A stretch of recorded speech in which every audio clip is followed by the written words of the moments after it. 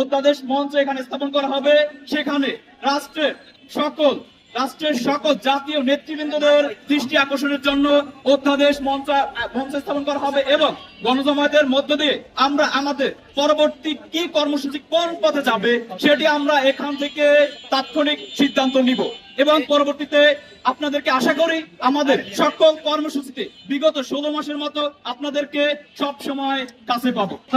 শুনে আমরা আসলে অত্যন্ত দুঃখের সাথে জানাচ্ছি যে আমাদের এই জনদুর্ভোগ আমরা বিগত 16 মাসে কখনোই করতে চাইনি, কিন্তু রাষ্ট্রকে আমরা বারবার রাষ্ট্রের কাছে আমরা গিয়েছি, তাদেরকে আমাদের দাবিগুলো জানাচ্ছি বা জানিয়েছি। সবসময় রাষ্ট্র আমাদেরকে একটা আশ্বস্ত করে বারবার আমাদেরকে ফিরে যেতে বাধ্য করেছে। আমরা রাষ্ট্রের প্রতি সম্মান জানিয়ে আমরা বারবার ফিরে আসছি, কিন্তু ফিরে আসতে আসলে আমাদের দেয়ালে পিঠ থেকে গেছে। আমরা পিছনে যেতে পারছি না। আমাদের শিক্ষার্থীদের আকুতি মিনতি যদি আপনারা একটু শুনেন, তো আপনাদের চোখ থেকে আমি আশা করি পানি না এসে পারবে না।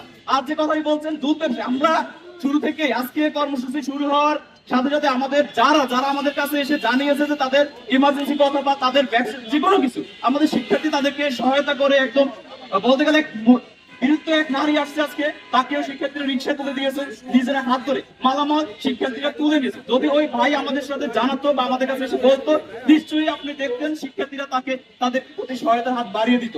এটি আসলে আমরা বলবো। তারপরে আমরা দুঃখ প্রকাশ করছি সবাই অনাকাঙ্ক্ষিত ঘটনা। তারপর আমি বলি ঢাকা বিশ্ববিদ্যালয়ে আসছে তাদের সাথে কথাবার্তা চলছে।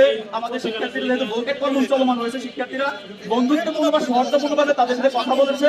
কথা বলার এক পর্যায়ে ঢাকা বিশ্ববিদ্যালয়ে আমি যখন শুনছি সহকারী প্রফেসর উনি এখানে আসছে, শিক্ষার্থীদের কথা বলছে, তো আমরা সর্বসম্মতিক্রমে বাসটি ছেড়ে দিয়েছি। কিন্তু হঠাৎ তাৎক্ষণিক মধ্যে ঢাকা বিশ্ববিদ্যালয়ের কিছু অতি উৎসাহী শিক্ষার্থী ভাইয়েরা, আমি ভাই বললাম, শিক্ষার্থী ভাইয়েরা আমাদের শিক্ষার্থীদের উপরে একটা ধাক্কা শুরু করে দিচ্ছে।